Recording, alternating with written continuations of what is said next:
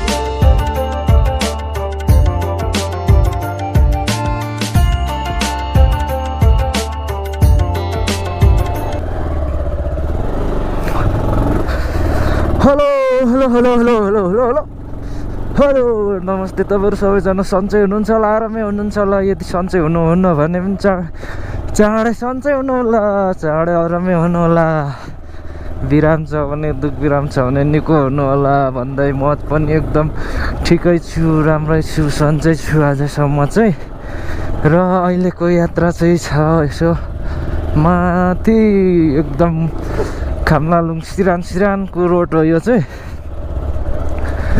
खामलालुङ 5 number 8 number सिरानै पर्छ टक्कै टपमै पर्छ त्यो यसो रोडहरू घुमफिर गर्दै वरपर भन्दा पनि यसो बाटोहरू हिँडेको भनौँ न यसो यहाँतिरको भ्युजहरू यसो हल्का देखाउनुको लागि हिँडेको अवस्था लोकेसन भन्नुपर्दा तेह्रथुम जिल्ला 8 गाउँपालिका वार्ड नम्बर 2 साबिक खामलाङ 5 नम्बरमा पर्छ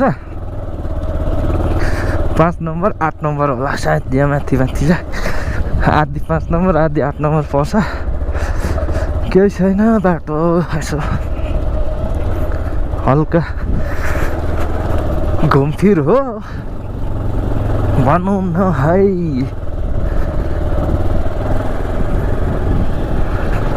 मौसमले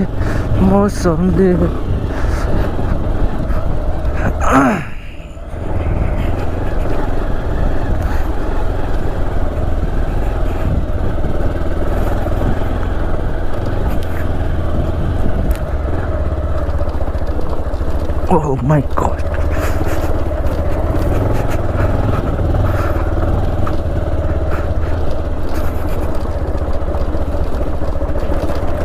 आया कति साह्रो हो।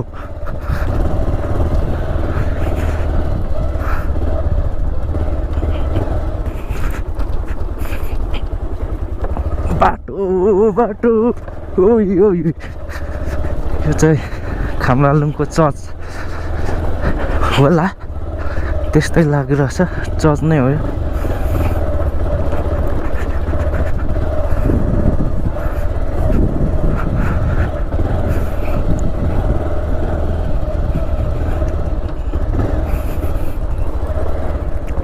तेरिका हो।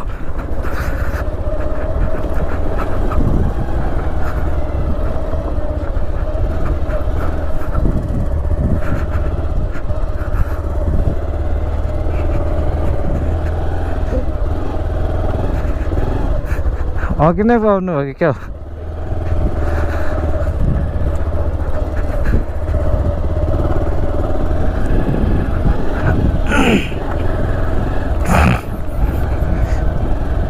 यो बाटो उकालो माथि सिधा गयो भने चाहिँ देउराली निस्किन्छ। यहाँ परतिरदेखि छुट्टिने ठाउँ छ सायद, तल र माथि जाने बाटो। म चाहिँ लगभग तलै जान्छु। तल मन्जुल दाइकोमा निस्किन्छ। मन्जुल दाइ निर्मल चोक भन्छ, त्यहाँनिर निस्किन्छ यो बाटो।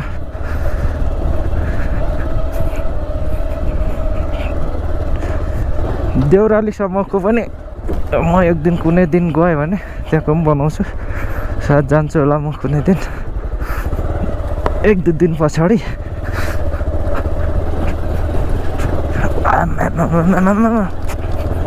यहाँको बाटो त ओभर हरामी छ त।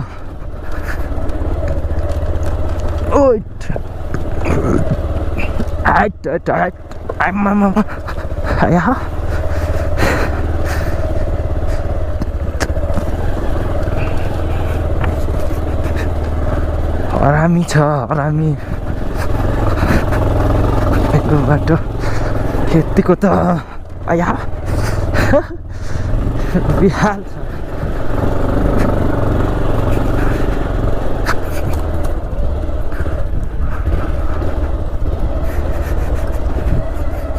के गर्नु यहाँतिर चाहिँ गाडी त कुद्नु सक्दैन होला। ट्र्याक्टरहरू चाहिँ कुद्छ, ट्र्याक्टर र बाइक चाहिँ मजाले कुद्छ। यहाँ गाडी पनि कुद्छ होला हौ यतिकोमा त। कुदाएको चाहिँ छैन होला गाडी चाहिँ।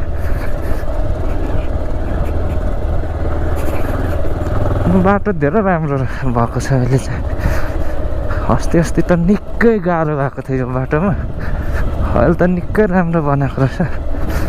सम्या छ हल्का डोजर ल्याएर।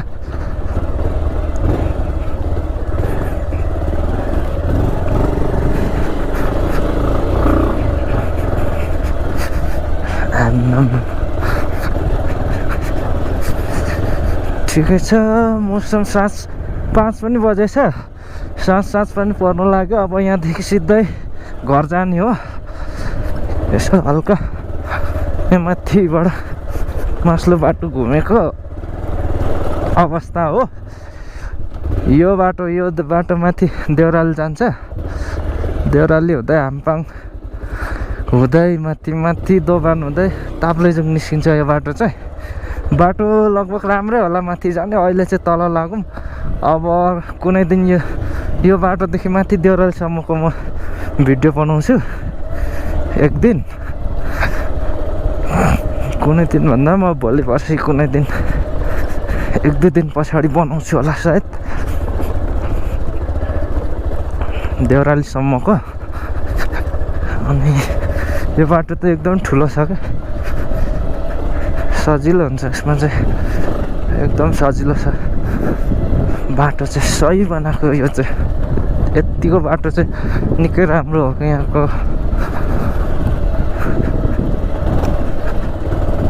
देश विकास निकै भइरहेछ अहिले।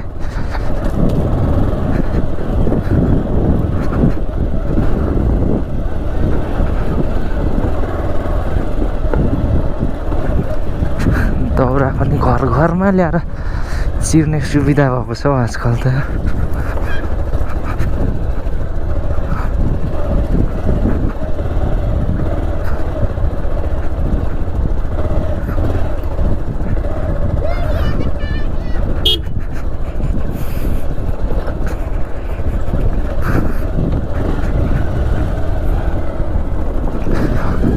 अहिले गाडीको बाटो ल्याएर जस मान्छेलाई धेरै सुविधा भएको छ कि अब घर घरमा मुढा काटेर घर घरमै गाडीले ल्याइदिइहाल्छ, चिर्नु घर घरमै, दाउरा बोक्नु परेन पहिलाको जस्तो। यतिको सुविधा त धेरै राम्रो हो नि हौ।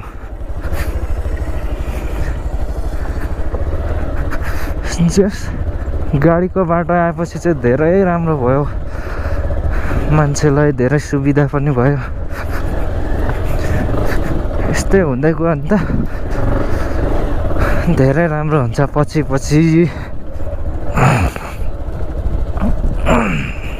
यो जनता स्कुल हो अगाडिको चाहिँ, कटिहालिएछ अघि।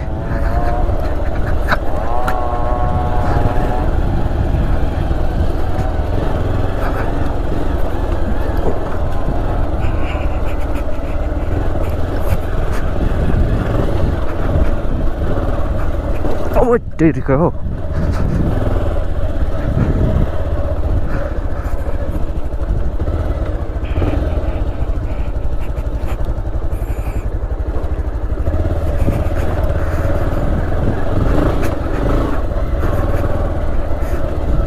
यस्तै छ बाटो।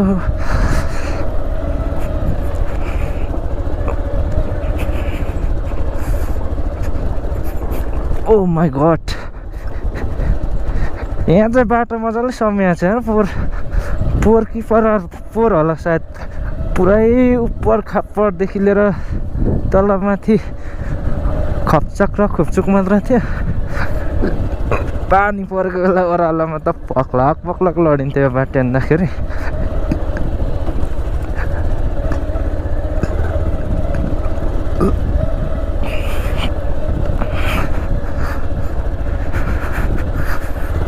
ओपी मजाले एकचोटि डोजर लगाएको छ नि त यो बाटोमा, त्यही भएर पनि दामी देखिएको रहेछ भन्ने भनौँ न। ओ तेरी